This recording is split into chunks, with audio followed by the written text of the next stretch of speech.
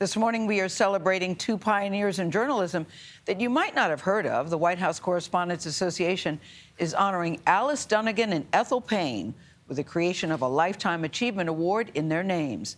They were the first Black women to be members of the White House Press Corps back in the day. Dunnigan died back in 1983, Payne in 1991. Tomorrow night, their families will accept the inaugural Dunnigan Payne Prize for Lifetime Career Achievement at a dinner in Washington, D.C. We're all going. We spoke with family members about these remarkable women. In the middle of the 20th century, America was a segregated nation. Schools and transportation in the South were separated based on race, and so was the nation's press. Alice Dunnigan, the Kentucky-born granddaughter of slaves, was determined to fulfill her dream of becoming a journalist. I am Alicia Dunnigan, and Alice Dunnigan was my grandmother. By the time she reached her 30s, Dunnigan had a regular column for a local paper, but she wanted more. She said the two strikes out against her was that she was Black and that she was female.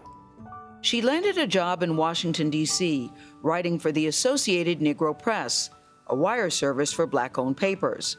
In 1947, Alice Dunnigan became the first female Black reporter credentialed to cover the White House. I am James Johnson, Jr., and Ethel Lois Payne was my aunt. This is Ethel Payne. For Ethel Payne, the path to journalism began when she was denied admission to law school because of the color of her skin. You couldn't control your opportunities, so you had to be prepared for whatever opportunity came along. Writing for her was a natural, something she liked to do. In 1951, Payne was hired as a Washington reporter for the Chicago Defender, one of the country's leading Black newspapers at the time. I don't give a hoot whether you're Democrat or Republican in this kind of a job. Dunnigan and Payne regularly attended President Dwight Eisenhower's news conferences. Integration of schools on military posts may be delayed until 1955. In 1954, just 2 months after the Brown versus Board of Education ruling, Ethel Payne demanded to know whether Eisenhower would support a ban on segregation in interstate travel. Ike did not like that question.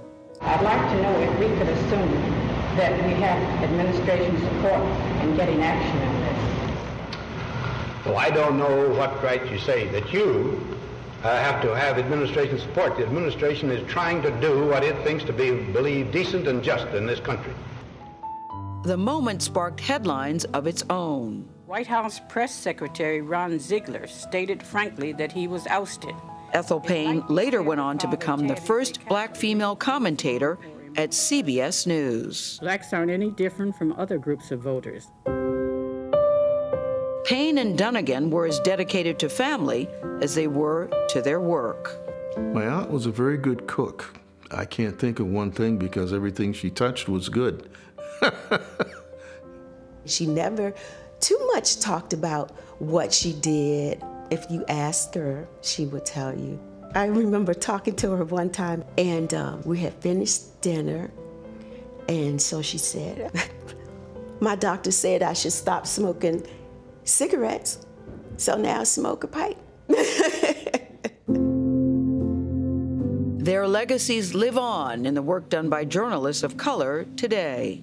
I have great love and feeling for how she inspired us as the next generation. She knocked the door down. I marvel at all that she did and all that she was and all that she fought for.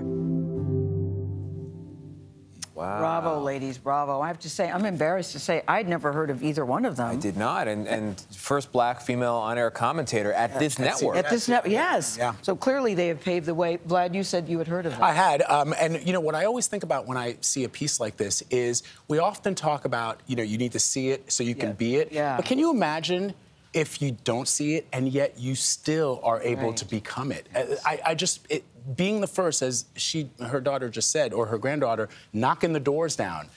It's hard to stand on somebody's shoulders when there are no shoulders to stand on. We're the ones standing on her shoulders. Exactly right, and I didn't even know that. What I like is that her relatives are still here to be able to tell us all about them and what they've done and how they did it. It's also amazing how quaint her question was to Eisenhower and how irritated he got. Well, it was a little bit, but compared to today, though, it seems like, and that was a headline in the newspaper, that exchange. It seems very polite by today's standards.